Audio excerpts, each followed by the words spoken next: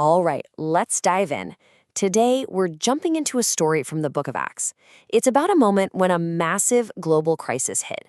And you'd think something like that would have just torn a young church to pieces. But instead, it triggered an act of love so radical, so profound, it completely changed the course of their mission forever. So that really brings us to the core question of this whole story. What happens when a crisis actually becomes a catalyst for love? I mean, usually when we think of a crisis, we think of fear, right? Scarcity.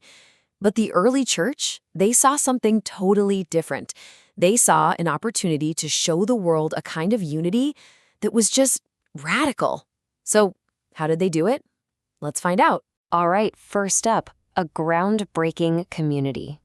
To really get this story, we've got to set the scene.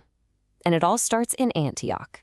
So, Antioch wasn't just any city. It was a massive, bustling metropolis. And the church there, it was something the world had never seen before. You had Jews and Gentiles worshiping together. I mean, you have to understand how revolutionary this was. In a world that was just completely divided by culture and ethnicity, this community brought them all together as one family. It was so new, so totally different that people didn't even have a word for it. They needed a new name for these believers.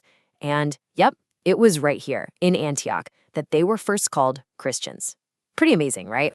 Okay, section 2. A prophecy creates a test. So right in the middle of all this amazing growth, a divine warning shows up. And this prophecy, it's about to put their brand new faith and their unity to the ultimate test. So picture this. A group of prophets travels all the way from the mother church back in Jerusalem, and they arrive in Antioch. Now, these guys were seen as having, a direct line to God. And one of them, a man named Agabus, had a very, very serious message to share. Can you just imagine the silence in the room as Agabus gets up to speak? The text says he spoke by the Spirit, which is key. This wasn't his personal opinion or some educated guess. This was a divine warning. And the message? A great famine was coming, and it would spread throughout the entire world. We're not talking a local problem here. This was a full-blown global catastrophe on the horizon. And here's something that's just fascinating. Luke, the guy writing all this down, he pauses the story to give us a little historical fact. He tells us that this prophecy wasn't some vague, someday kind of warning. Nope, it actually happened, right on schedule during the reign of the Roman Emperor Claudius. Luke is basically anchoring this spiritual event in real, verifiable history. He's saying, hey, you can go look this up. It was real. Which brings us to the heart of the story. Love crosses the divide. So, you get a prophecy of global scarcity. What do? You start hoarding food? Do you panic? Well, that's what most people would do, but not this church. Their response was immediate, it was generous, and it showed a kind of love that just smashed through every social barrier that existed back then. And the way they did it, well, it reveals this incredible principle. The scripture says they gave each according to his ability. This is so important. This wasn't about a couple of rich patrons footing the bill. No way. This was a communal act. It means everyone chipped in. The wealthy merchant, the dock worker, the artisan, everyone participated, giving what they could. It's about generosity being measured by your capacity, not the final dollar amount. Everyone was in on it together. And this is where a simple act of kindness becomes a massive, world-changing statement. You have to remember, the church in Antioch was mostly Gentile, non-Jewish. And who did they decide to send aid to? The believers in Judea, the absolute heartland of the Jewish church. In their world, this was, it was unthinkable. It just didn't happen. This was a practical, tangible declaration that said, our new identity in Christ is way more powerful than centuries of ethnic and cultural division. It was a revolution in the form of a relief fund. Okay, so let's look at the next layer here. More than a delivery. Because this relief effort, it was way more than just charity. It was actually a strategic mission, and it had huge consequences for the future of the whole movement. So who do you send on a mission this important? You send your best.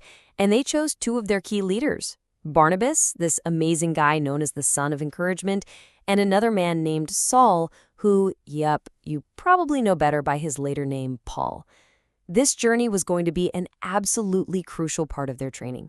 This mission was just packed with strategic purpose. Let's peel back the layers. First, on the surface, they're delivering aid. They're meeting a real, practical, physical need. But deeper than that, they were building bridges. They were literally strengthening the relationship between the two biggest hubs of Christianity at the time, the Gentile church and the Jewish church. And finally, for Barnabas and Saul themselves, this was about fortifying the mission. This trip was essential prep work for the massive task that was waiting for them, taking the gospel to the entire world. So, what does a 2,000-year-old story about famine relief have to do with you and me today? It turns out, well, everything. Because in how they responded, the church in Antioch gave us a timeless blueprint for what unified love looks like in action. Yeah, this act of generosity across regions, it really was a profound theological statement. It demonstrated that the power of the gospel can unite believers across absolutely any divide. I mean, it's one thing to say you're a family, right? It's something else entirely to act like it. Their generosity wasn't just a nice gesture, it was a sermon in action. It proved that this faith could turn strangers, even enemies, into family. So what does this blueprint look like for us? Well, first, they listened. They really paid attention to the Spirit's guidance. They took it seriously. Second, they gave generously, not just from their leftovers, but from their actual capacity. Third, they partnered with trusted leaders. They didn't go it alone. They acted together. And finally, they were intentional about unity. Every part of this wasn't just about dropping off supplies. It was about actively, intentionally fostering unity. And that really brings everything full circle, right back to that first question, but this time it's for us. The story of Antioch isn't just a history lesson, it's a challenge.